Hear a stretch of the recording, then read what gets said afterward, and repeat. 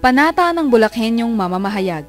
Ako ay Bulakenyo, tagapagmana ng mabunying simulain at pangarap ni Gat Marcelo H. Del Pilar. Ako ay mamamahayag at guro ng lipunan, tagapaghasik ng liwanag sa pamamagitan ng paghahatid ng kaalamang nagbibigay ng dagdag na kakayahan sa mamamayan. Ako ay naninindigan na ang karapatang mabuhay, karapatang magpahayag, at karapatan sa malayang pamamahayag ay pawang mga batayang karapatan na ginagarantiyahan ng saligang batas ng Pilipinas at itinataguyod ng mga pandaigdigang kasunduan at resolusyon. Na ang pamamaslang sa mga mamamahayag, partikular na ang mga biktima sa Maguindanao Massacre, ay tahasang pagyurak sa mga karapatang ito.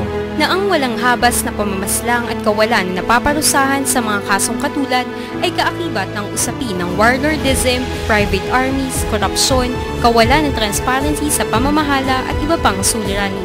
Na ang katarungan makakamit lamang kung mga mamamahayag at mamamayan ay mahigpit na magkakaisa, maninindigan at magbabantay laban sa mga usaping ito.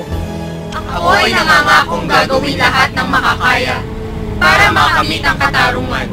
Hindi lamang para sa mga biktima sa Maguindanao Massacre, kundi sa lahat ng biktima ng pamamaslang. Isusulong ang malayang pamamahayag na nagtataguyod ng interes ng mamamayan. Mamamahayag na lumalaban at nagtatanggol sa karapatang mabuhay at kalayaan sa mamamahayag. At tutulan ng buong lakas ang anumang tangka na supilin ng mga karapatang ito, alang-alang sa mga naging biktima at sa mga susunod na salinlahi. Ako ay Bulakenyong mamamahayag.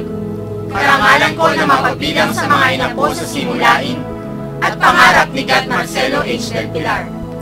Ako ay naninindigan para sa malaya at responsableng pamamahayag, patas at balanse, tapat sa katotohanan, may pananagutan sa mamamayan, at higit sa lahat, may takot sa Diyos.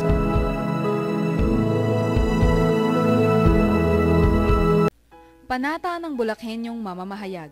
Ako ay Bulakenyo, tagapagmana ng mabunying simulain at pangarap ni Gat Marcelo H. Del Pilar. Ako ay mamamahayag at guro ng lipunan, tagapaghasik ng liwanag sa pamamagitan ng paghahatid ng kaalamang nagbibigay ng dagdag na